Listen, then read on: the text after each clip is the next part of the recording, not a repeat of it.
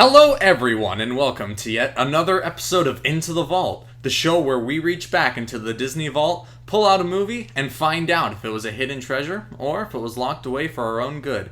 I'm your host Garrison MacCraw, and today I'm joined by Brendan Bailey.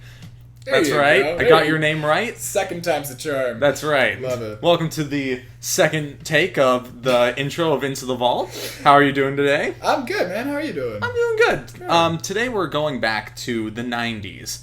A time where shirts were way too big and Friends was popular. And frosted tips were all the rage for some reason. That's right. And Charlie Sheen was big too. That's right. Speaking of Charlie Sheen, thanks for the segue. You got it. Today we're looking at the 1993 film, The Three Musketeers. And my God, this looks like it's from 1993. Yeah, so in front of you I have placed a poster of the movie. Tell us what you've got going on here. Well, first off, there's four Musketeers. Yes. It's apparently loads of fun with non-stop action adventure. One thing that I'm immediately noticing that I'm probably going to love is Tim Curry's name is the second to last name on it. That's right. You know he's going to have an awesome role. Spoiler, he's not one of the Musketeers. I'm sorry. Which would add 5 Musketeers at this point? That would add 5 to this Three Musketeer movie. It does actually, though, it looks like the fourth was photoshopped in at a later date, because there's Kiefer and Chris O'Donnell and Charlie Sheen. They're all really close to each other, like kind of shoulder to shoulder. The last guy's like, the last guy, he's jamming his arm in a little too far, and there's so much. There could be a fifth Musketeer in that space, actually. It might be Tim Curry. It probably would be Tim Curry. Honestly, I don't know what to expect from this. Yeah. So you've told me you've seen the first. See, I've seen the first 5 minutes of it. Which is honestly all you really need. Yeah, I mean, I remember something about... And I'm getting immediate flashbacks because I totally forgot that Kiefer Sutherland had long hair. I never imagined Charlie Sheen with a goatee like this. And I think it was, like a good 5 or 6 minutes into the movie, I was like, oh my god. This reminds me of the Three Musketeers with Mickey, Donald, and Goofy, and it made me want to go watch that instead. So I did. Paused it. Watched that. Totally went, grabbed the DVD from my basement, and I watched that instead. I don't know if I'm going to regret that decision, but So what do you think the plot of this movie is? Based off just the title, The Three Musketeers, and what you know from Mickey and Donald and Goofy's story. Oh, God. Well, a man with a peg leg is going to kidnap a princess, and he's going to sing a song from, I think, Phantom of the Opera. And they're going to... I wish I knew. I wish I could tell you what I think this movie's going to be. I have so many conflicting ideas of the Three Musketeers, because it blends into Zorro, too, for some reason. Well, there's actually a reason why it's doing that for you that's in the movie. Oh, God. And when we come back, I think you'll know right away why you're thinking of Zorro. I hope so. Yeah. All right, really so I think all we have to do now is watch the movie and find out what this thing could possibly be about. Yee to the ha. All right, we are back. We have just finished watching The Three Musketeers. Bren, how are you feeling? I've never seen a more campy rendition of that in my life, and that includes the Mickey, Donald, and Goofy one. My God, it's so clearly 1993, and I hit a few points watching it where I wondered why Chris O'Donnell's career didn't take off, and then I quickly remembered Robin. Yes. Like almost immediately after, I was like, wait, yeah, Batman. Chris O'Donnell, the star of this, he was Robin in the hit film Batman and Robin. And Batman Forever. Everyone's favorite Batman movie. Yes, of course. So let's do like an overview of what we just saw. Let's go kind of a play-by-play. So we open up in France, 1600s, and the Musketeers are being disbanded. Entirely, because... religious corruption, as most of those stories start out anyway. Just that, corrupt cardinal, yada, yada, yada, all that stuff. Tim Curry plays the cardinal, who is this corrupt leader who's trying to take over France from... Cardinal Richelieu. Yes, take over France from King Louis. So we have Rochefort there giving a speech to all the Musketeers. And Rochefort, that was... Rochefort. Thank you. He's giving a speech. He's talking down again. Very quietly for a giant courtyard, but everyone can hear him. Everyone can hear him. They're all like, "What the They're yelling up, "What the Musketeers?" And he's like, "Yeah, yes, the Musketeers are disbanding. We're Disney. Speak up! It's like, yes, I'll speak up. The Musketeers are disbanding, and we're getting rid of the Musketeers. They're like, oh no, the Musketeers are disbanding. Yeah, we're getting rid of those. We don't really need you guys anymore. We're going to replace you guys with red people now. The only problem is there's a few loose ends, being our heroes, Athos, Porthos, and Aramis. Aramis. Yeah, they were not at Aramis, the meeting. Is it Aramis or Aramis? Yes. Yes. Cool. Charlie Sheen. Charlie Sheen. They were not at the meeting because they were just out around town. Yeah, the usual things that you the reasons why you're not at your work meetings. So then we cut to D'Artagnan, our other main character, Chris O'Donnell, and he's in the middle of a duel between himself and the Eighth Doctor, the Eighth Doctor from Doctor Who.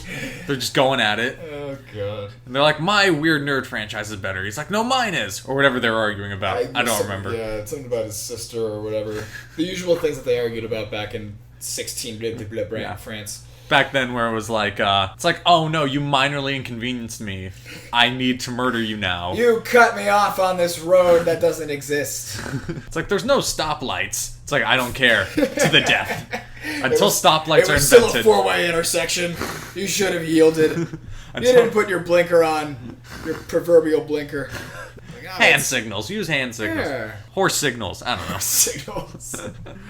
Have your horse poop to the right. I don't know. So D'Artagnan's like, oh, got a blast. Got a jet. Because he's now being chased by the Doctor's brothers who show up. Yeah, that totally went over my head.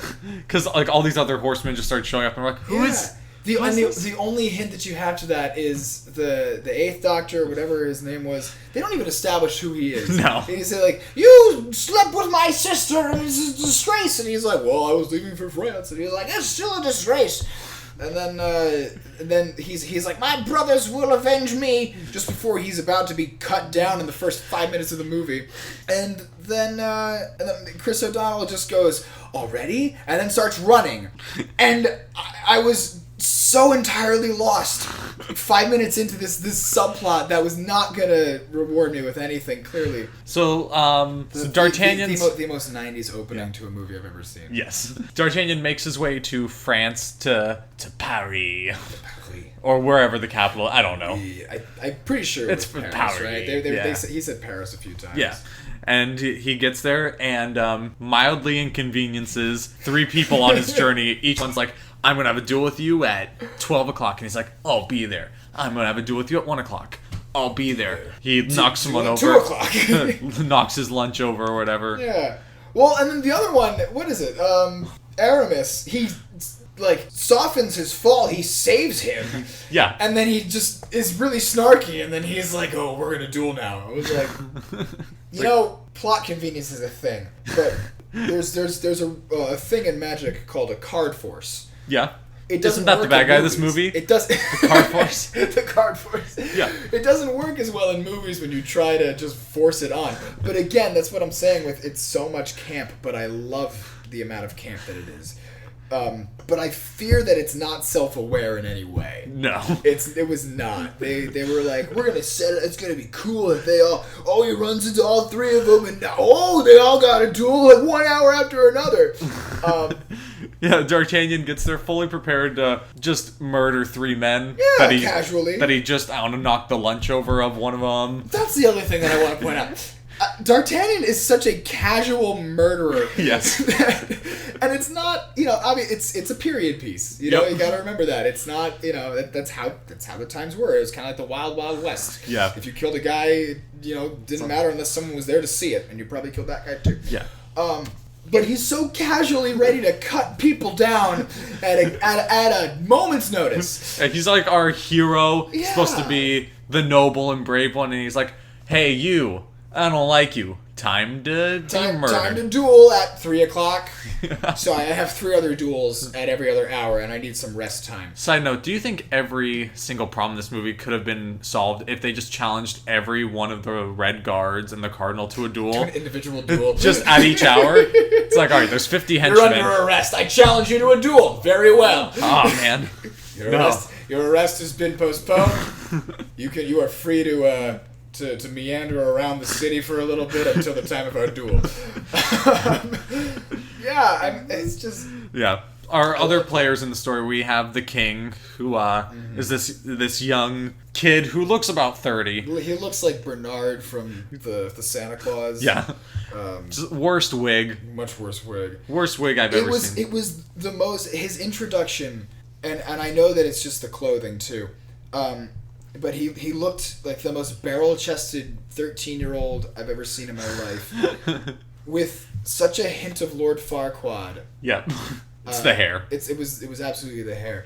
But oh my god, there's a reason why those things went out of style. Yeah.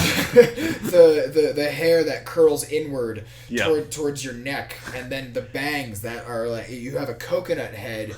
Like a bowl cut, but the bowl, long back of the hair. Yeah, it's like a coffee pot cut because it comes around, but it's short. I don't know. Bowl cut mullet? Is that what we're saying? Sure. Yeah. Curls in the front, curls in the back. The only way to put it, honestly, is a bowl cut mullet. And we have the queen who's supposed to be marrying the king. The most nothing character. Nothing character, literally. Her purpose is to be there as a plot device. Yeah, as all the women in this movie. Yeah, literally something for the cardinal to come over and seduce or attempt to seduce. Yeah. While literally every single one of them puts a knife to his gut at any point. Yeah, the cardinal, played by Tim Curry, he's trying to take over France by making a deal with England to like invade, and then he'll take the throne and be like the king or whatever. Whatever it was. Yeah. Kill. I want to. We talked about it a few times. How Tim Curry is at his best in this movie. Yes. With the worst dialogue. Tim Curry thrives on bad, cheesy dialogue. Absolutely. He takes it and makes it good. I feel like if you give Tim Curry like well-written dialogue, it's not going to sound good. Not as good as bad dialogue. You're absolutely right. With good dialogue, Tim Curry is just another actor. Yeah. With horrible dialogue, Tim Curry is an icon. Tim Curry. Yeah. That's where you get the best Tim Curry. But at the same time, and I'm going to bring it up because I love that movie, Muppet Treasure Island. Yes. I think that's what my favorite movie with Tim Curry. Yeah, hands down. And there's some awesome dialogue in that is just pure Tim Curry because he's a character. That's because they wrote that movie for Muppets, and Tim Curry is a Muppet. Any dialogue that's written that Muppets could do, Tim Curry can also do. Absolutely. And it's because, and even in that, Long John Silver is such a character. The Cardinal's not a character. The Cardinal is just, he's a bad guy. Yeah, that's the bad guy. That's all you get with him.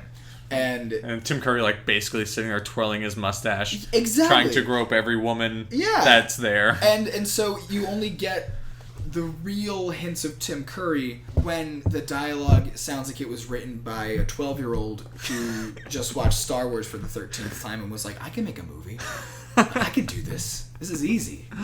So let's carry along with the plot. Totally. And we'll get back to Tim Curry. Yeah. So the D'Artagnan meets up with all the Musketeers, about to duel all of them, but then the Red Guards show up, totally breaking, like, bro code of don't interrupt a duel. Seriously, guys, my God.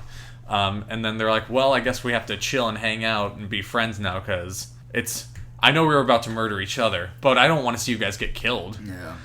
So, obviously, now we have our full set of characters established within the first 20 minutes of the movie. All four of the Three Musketeers. 4 out of 3 Musketeers recommend this movie.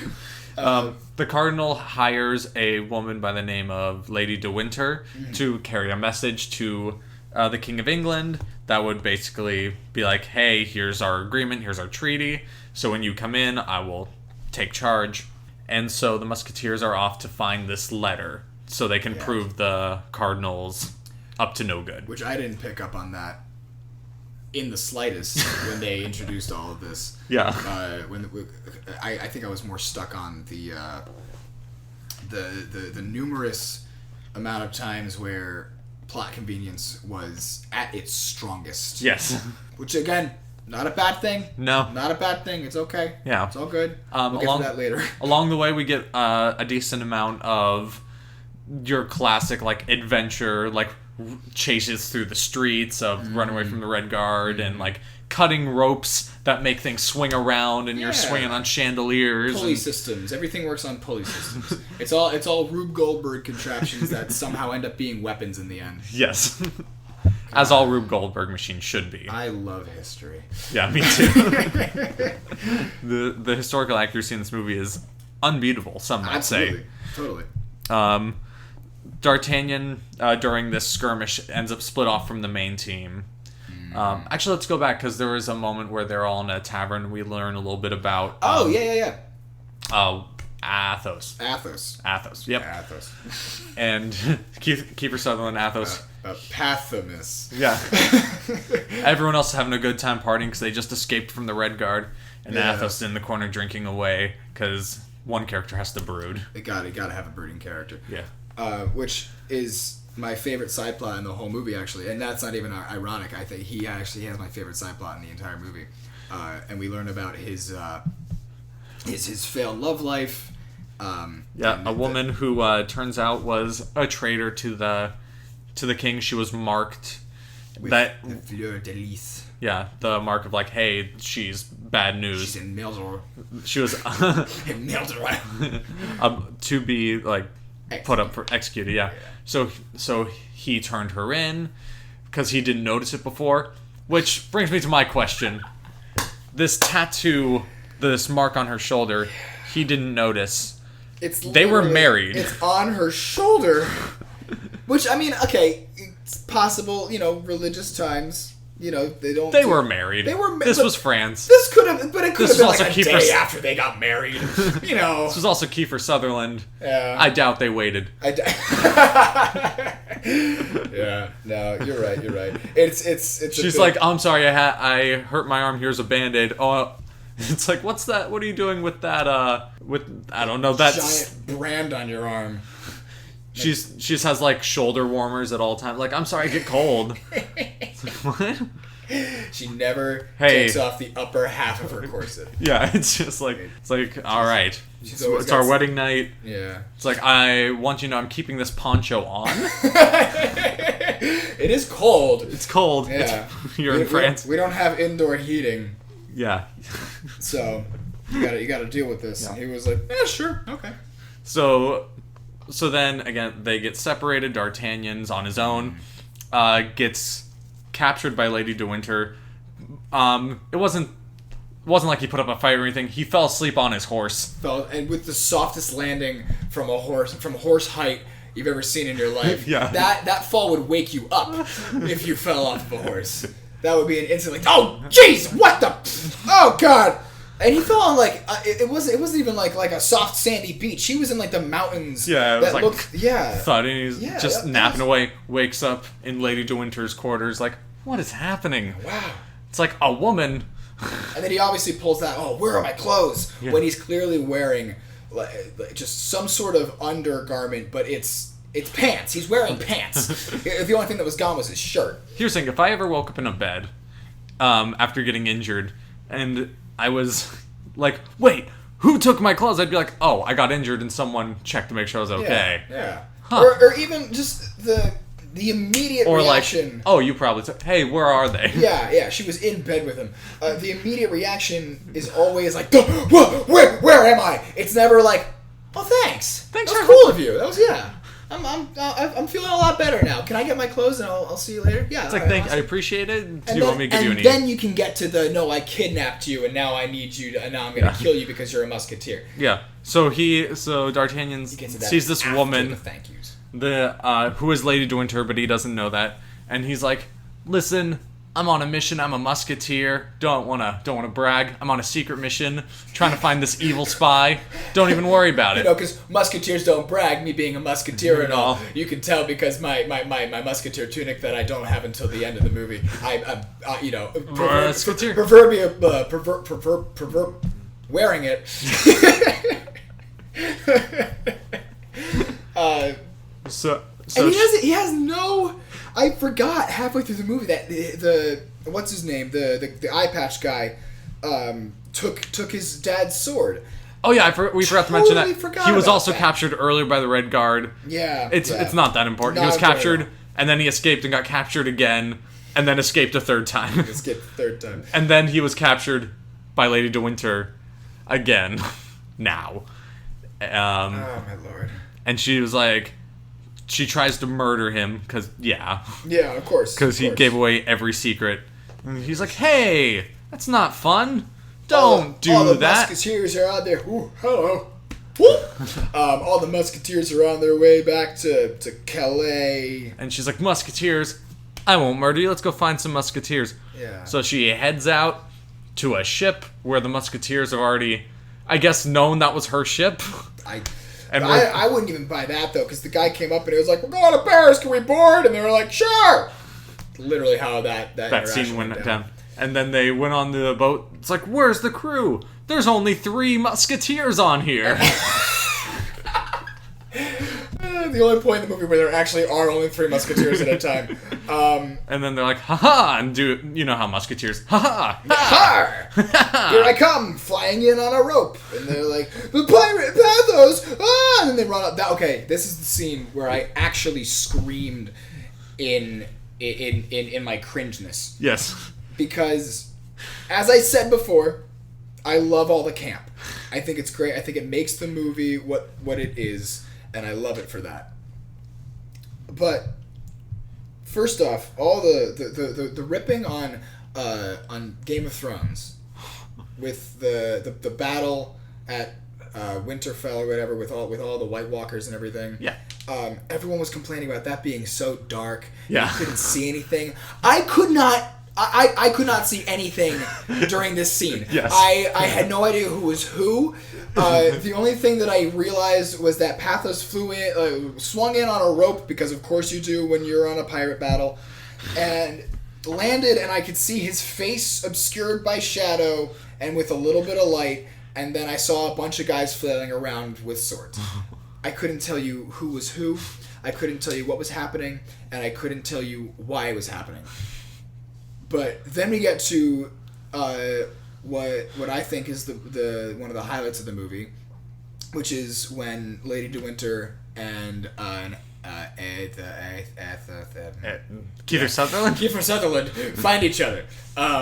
Yeah. With Lady De Winter trying to escape this whole this whole skirmish that's happening on the pirate ship, and Athos, who we believed, he was in the woods during a firefight of some kind, which happened shortly before this. Actually, it was right before they split D'Artagnan, up. Got captured. D'Artagnan gets captured. Athos pulls like no, you go, I'll be fine here. In my best Kiefer Sutherland impression, I guess, which is just Big Boss now for Metal Gear Solid, and he ends up running into Lady De Winter on her way out. Yep. And we find out that it is indeed his ex ? Wife. Did they get a legitimate divorce, or what happened there? I think when someone is taken away to be executed, when you turn them in for murder, it is. I don't know if that's legally binding or not. We'll get back to you on that. Yeah, we'll look up the laws of Paris. Hang on, I'm getting a message from the studio. They don't know either. They don't care. They don't Interesting. Care. They do not care at all. Yeah, and this is the point when I actually really had some sort of emotional connection to this movie, when he is basically ready to shoot her in cold blood right in front of right in front of the screen. Yep. In front of the screen. But yes, we see this subplot actually start to develop more, which I was really happy about. I think that having a good subplot in a movie is super important, especially when the movie makes as much sense as avocado on toast. Good reference. Great. Alright, so they all escape the boat. They take Lady De Winter, because I guess there was this side character who shows up, who's the brother of Lady De Winter's husband, who she murdered before. Where did he come from, by the way? Yeah, he just shows up. He just showed up! He's like, hey, I'm here He's like, for Lady I De will Winter. be as kind, or like whatever. Yeah. Like, when He's like, who are you? Who? What? What is happening? I was so confused. And then they bring her to a cliffside for a probably very legal execution. Totally legal. Of just 3 people by a cliffside. Official. And we get the iconic the best. no. Yeah, where Kiefer Sutherland runs in and goes, No! in the greatest line read in the whole movie. The only person who could have made that no sound good was Tim Curry, who was nowhere to be found in the scene. Unfortunately. Yes. Unfortunately. And they have another heart-to-heart where he's like, I forgive you for all you've done, like, and I'm sorry for all I did, and they, like, have a nice bonding moment, and you're like, oh, what a good moment, like, maybe things can work out, she can help them, and she's like, she tells them about the the cardinal's plot to murder the king. On it's like, his it'll birthday? happen on his birthday, which, worst birthday present ever, if I'm being honest. Dude, God. And then we're like, oh, that's great, and Lady Winter stands up for execution, and then bolts the other way and jumps off a cliff. Because I guess falling to your death is a better execution than sword. I mean, I just... Or if it's a pride thing. It made the slightest bit of sense. Yes. Like, just, I feel like there were a lot of reshoots for this movie. I don't know if it's true, but I feel Probably like like studio notes, like, hey, it's a little too dark to do like a execution like that, but she has to die. Yeah, or like, yeah, not even that. But Maybe I believe Lady de Winter in the book, like the original Musketeers book, falls by jumping off a cliff, but I think, I haven't read it, but I believe it's not on good terms with everyone. Like, I think she, like, after they all lose, like the bad guys lose, then she jumps off a cliff, so maybe, like, this is like their attempt at kind of making that a little more family friendly. Sure. Yeah. I wish I could tell you. I don't know. I got no clue. But again, it was It was a good moment. It wasn't out of nowhere. Yeah. But yeah, it wasn't out of nowhere. That's all I got for that scene. Slight fun fact, if you can call this fun. This is actually the first instance in a Disney movie of a character taking their own life. Yay! Cool. Breaking new ground, Three Musketeers. Love it, guys.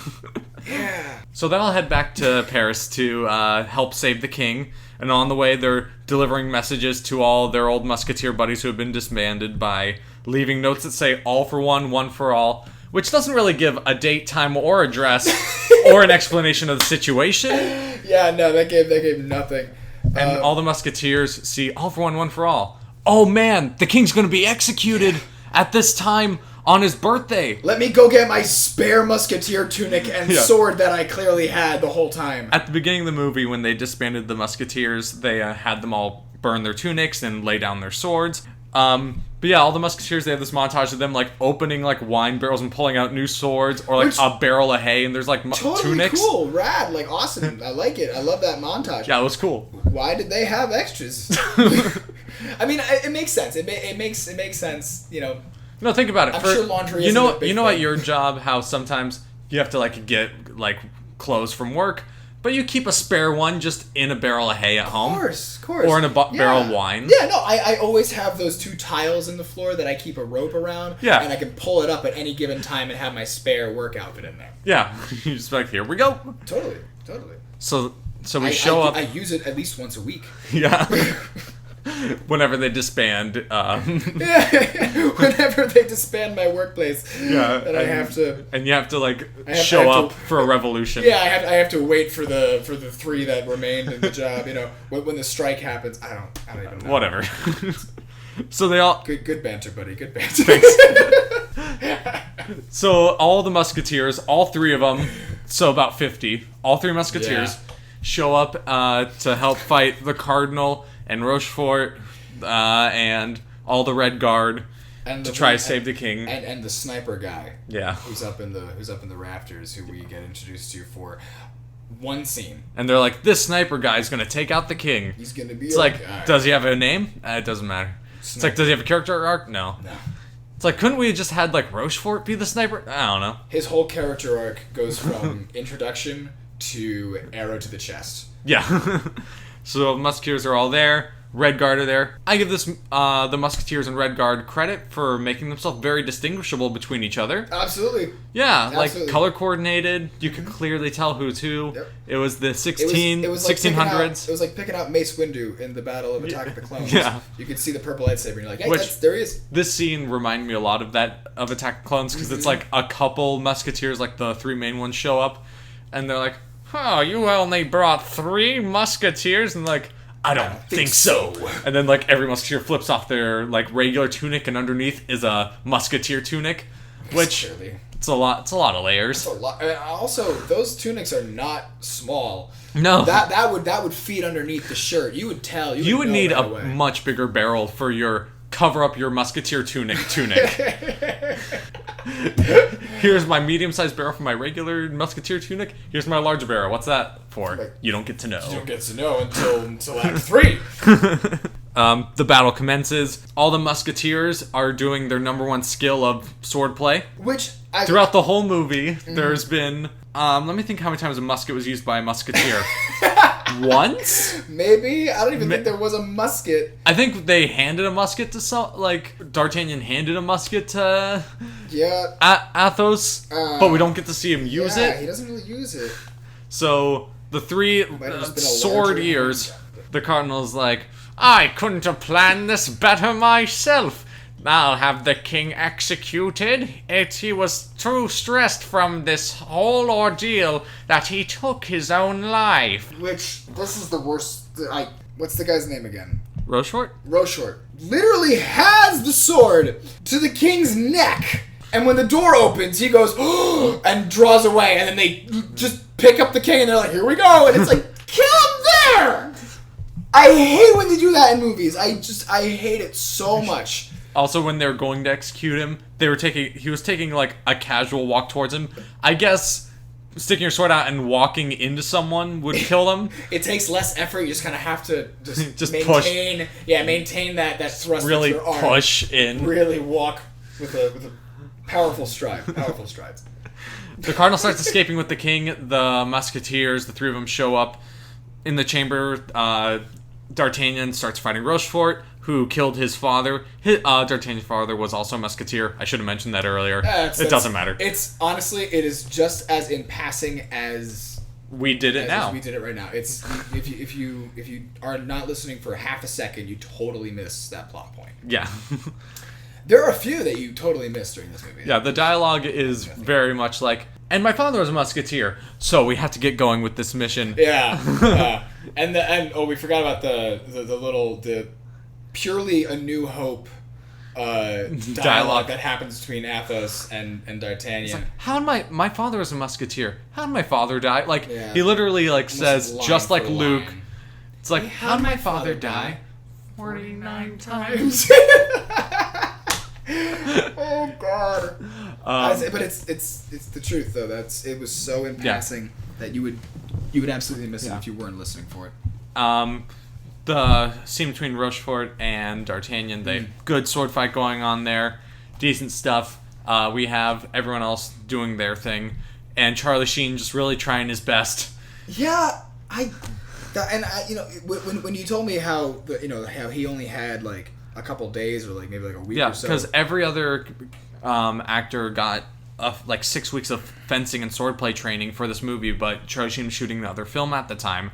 And you can during the movie, Bren said "Ooh, Charlie Sheen, that's some slow swordplay." It was very obvious that he was his choreography was not, I don't want to say dumbed down, but it was easy. It was easy. There was a lot less footwork. Yeah. The most amount of footwork that I did see was that little trip up and then slash down at the feet that you always see in these movies that constantly happens. And even with that, it was so zoomed in on him because you know that the people that he was fighting were told to take it easy. Yeah.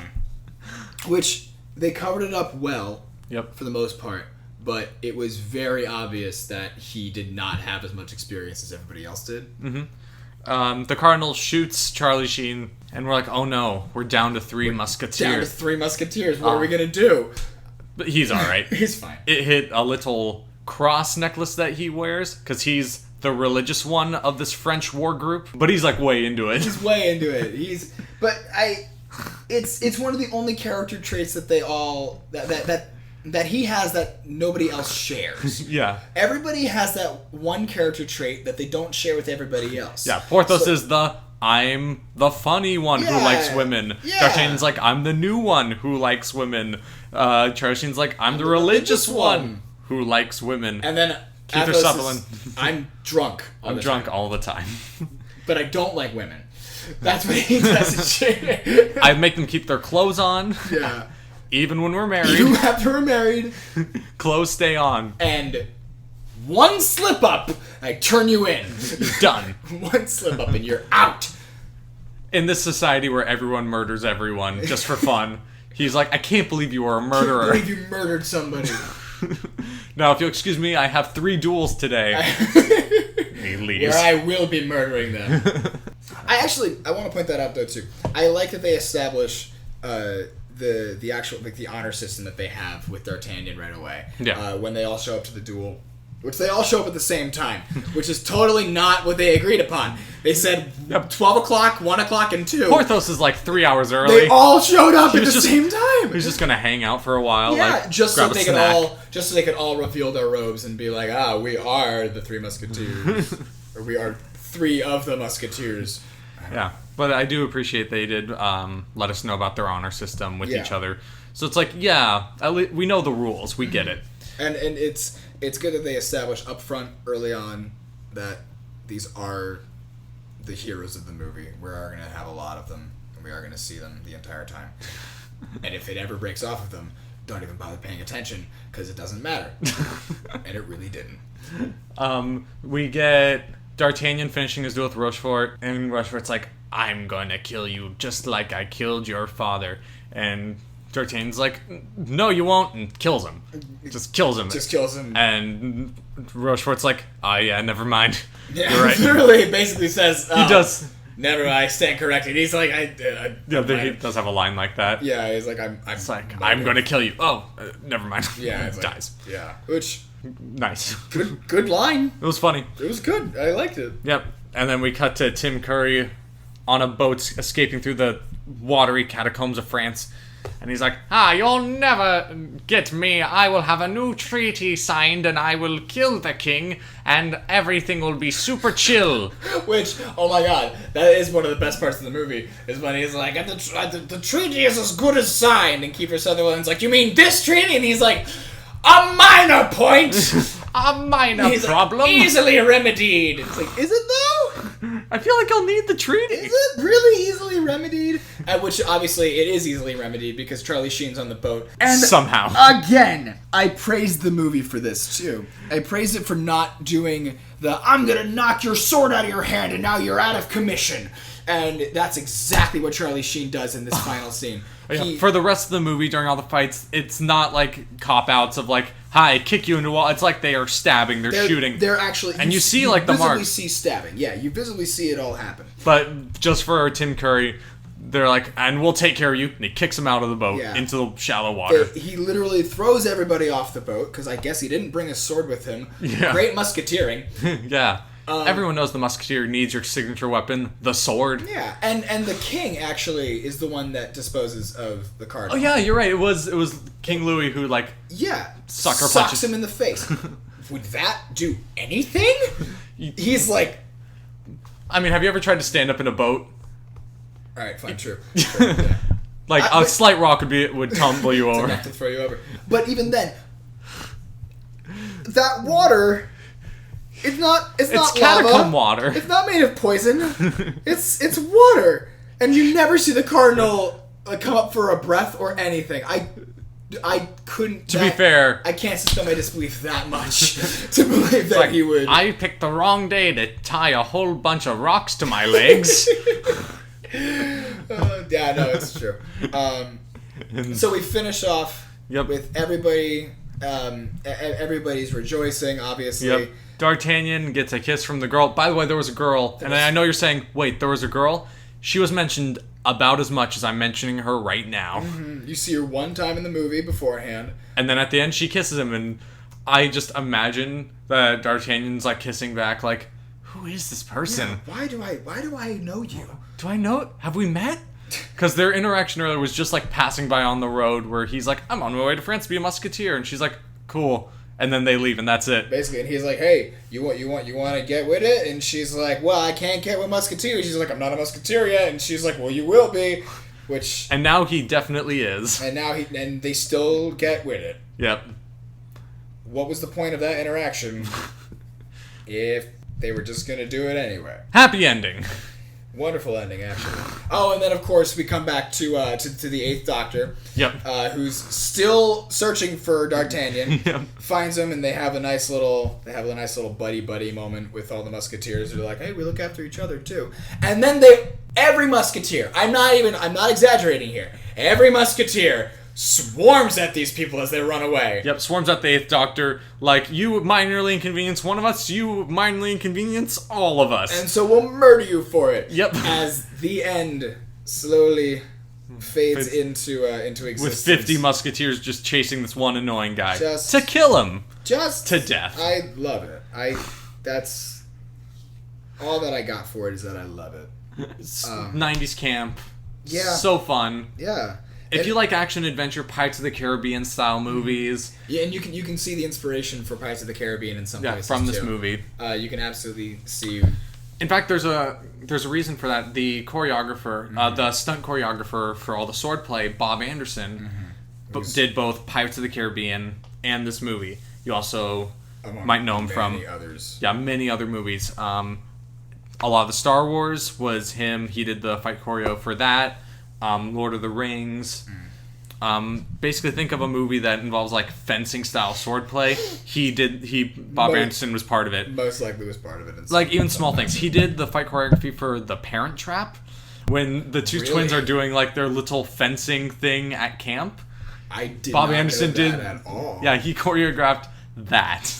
Wow. Yeah, he even gets a little cameo in the movie as the guy teaching King Louis, like giving him like some sword lessons, which I thought was awesome. That was I love when they do good stuff like that. Good reference. Yeah, I don't have too much other trivia about this movie. It didn't do too well at the box office. Clearly.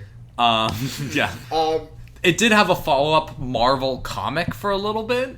That I did not know. Yeah. That's pretty cool. Okay. Yeah. I don't think anyone read it. I won't be reading it. No. But it's cool to know.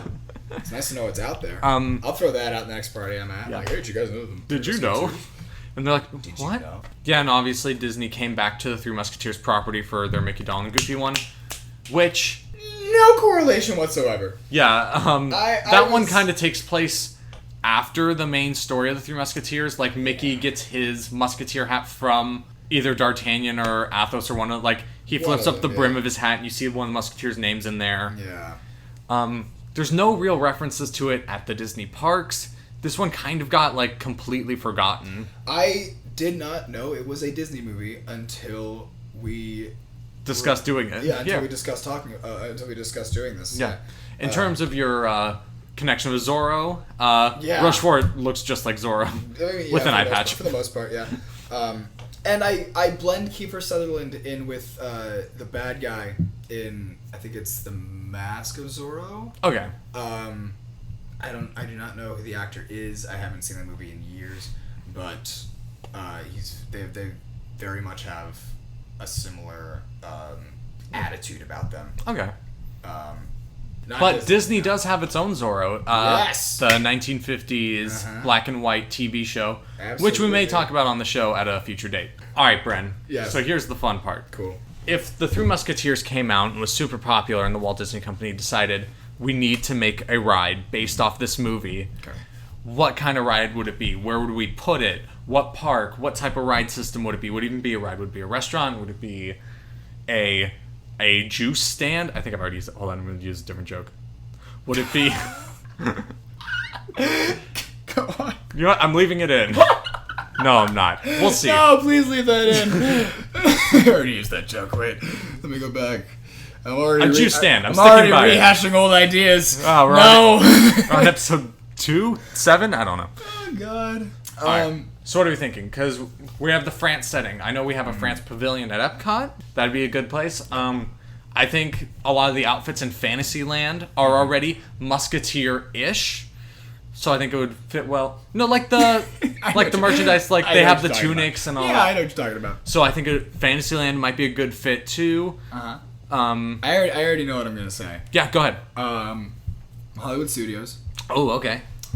Not a ride, not a restaurant, not a juice stand. Okay. Stunt show. Okay. Basically, I all that I can imagine, because it was so many parts of this movie were, I think, pushed aside for more action scenes. Yes. I think that and even a lot of the plot devices were during action scenes. A lot of the things where we got to actually see the characters really growing and bantering off of each other and playing with each other was in the action scenes.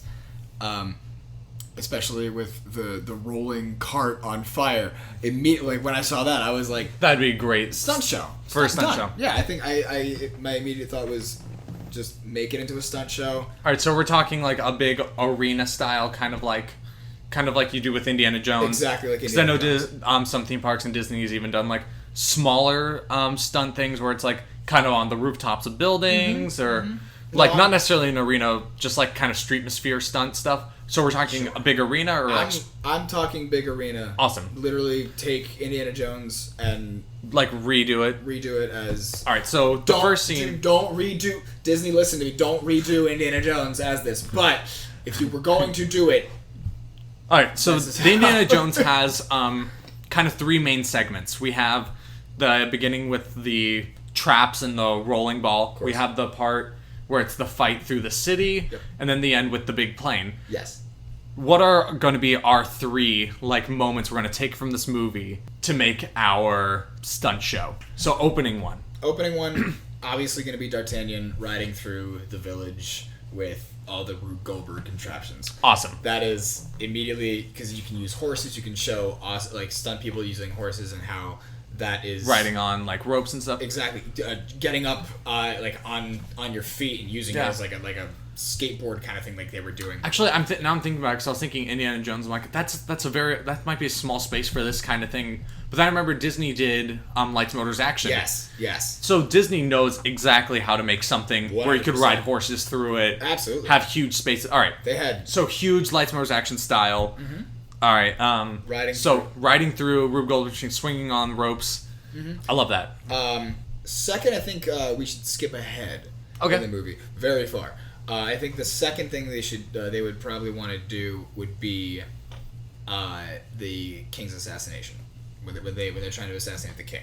And there's the big fight between like 50 Musketeers and 50 Red Guards, but in the stunt show it'll probably be like 7 and 7. Yeah, starting out though with because during the city scene in Indiana Jones in the Stunt Spectacular, during that whole city scene, Indy and Marion are kind of they're casually walking around beforehand. You have all the people, like the atmosphere stuff going on.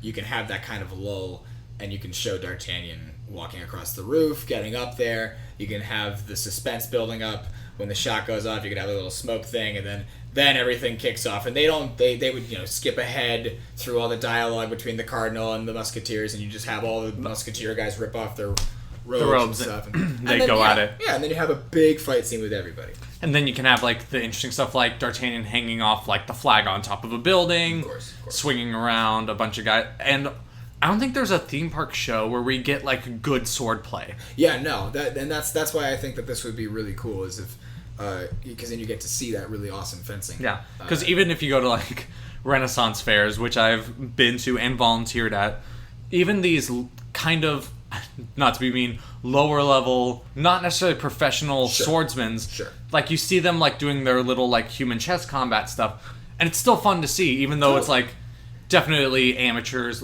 To see like actual stuntmen do like choreography like that, because you see medieval times, you see the pirate stunt show, but again, pirates in medieval time, like knight fighting and pirate fighting, it's such a different style than like fencing, like rapiers and like the thrusting and parrying. And you also get a lot of, like Porthos. The funny one? Funny one. Oliver Pratt. You get a lot of him swinging across different rafters and stuff like that. You get you could incorporate a lot of those, like the scenes from like the pirate ship. You can incorporate all those kind of different choreography elements. Ooh, the pirate ship might be a fun one. It would be a fun one, but I think it would. I think it would lose its luster if it wasn't in the dark. Which, surprisingly enough, they should just turn all the lights off and like have sounds go off and be like, "That was the pirate ship one." That was our pirate ship battle. Turn the lights back on. Yeah, who liked it? Me? Okay, never mind. So what's our last one? Last one, gotta end with the cart one. Yes, you got big gotta fire end with explosion. the big boom explosion. Yeah. So it's another chase, a horse chase, and then like maybe maybe we see like some swordplay on horses. Sure, absolutely, yeah. Because I think that'd be awesome to see. I think a couple of times, maybe the Red Guards jump up on top of the cart and they have to climb out and they have to fight on top of the cart Yep. while it's moving. That'd be amazing. Have like awesome timing with like they fall off onto a crash pad that's like right there, perfectly positioned. And then at the end, they light it on fire, send it careening down to a group of Red Guards who run away. Yes. Barrels of gunpowder, explosion, fireworks. What I'm thinking with that is they set up. Now, this is why they would need a Lights Motors action style arena for this, so that you can have this big opening underneath the stands, where the Three Musketeers and everybody, they ride the cart around to the back of the stands and bring it back through the front with it on fire as it's coming away, as it's going away from the audience. Yes.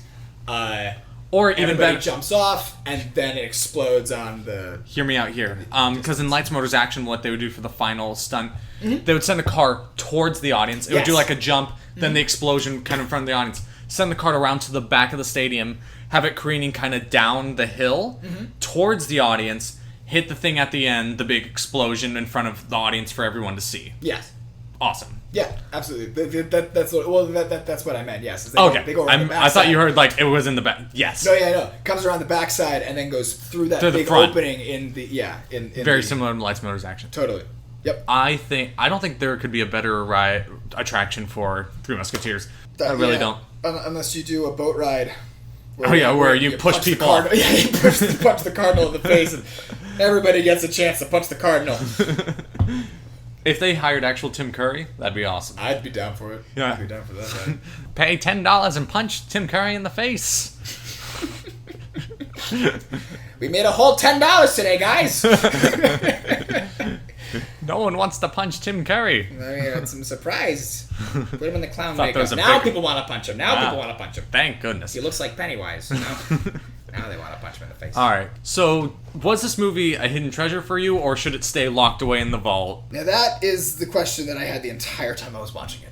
Do you think people should check it out? If you are into very heavy '90s camp. Yep. If you like, if you, I mean, I can't compare it. It's my favorite movie of all time, but I will compare it. If you like The Princess Bride, another Bob Anderson fencing. Yes. He did yeah. that. Oh my God. Yeah. It's where I found out that I love him and fencing. If you like that, you will find some level of enjoyment out of this. Yeah. I think if you love camp, if you love seeing Tim Curry in like Camp Prime. Hot. He did the laugh one time in the movie. He did it one time. Yeah, I would say it's a hidden treasure. I'm not going to say it's a good movie. No. But I definitely think it's worth a viewing. And I mean, that's why I saw it, like I said, it was on TV, like it was on Stars one day, like 5 or 6 years ago. Clearly it has an audience. Yeah. I am that audience. It's us. It's just us. We are that audience. Thank you for making this movie for just us, guys. Really? Yeah. Thank you for making it for baby me. It's I would say it's worth a viewing. I would say if you like Kiefer Hidden Sutherland, Treasure? Yeah, Hidden Treasure, totally. Sweet. All right, well, thank you for joining us here today. Bren, do you have anything you want to like promote your art or anything? I mean, I have an art page on Instagram called Bren Bailey Media. That's all that I have. Sweet. Thank you once again, Bren. Thank you for stopping by. Thank you, Garrison. Watching a movie with me. You got it. And we'll see you next time. Yeah.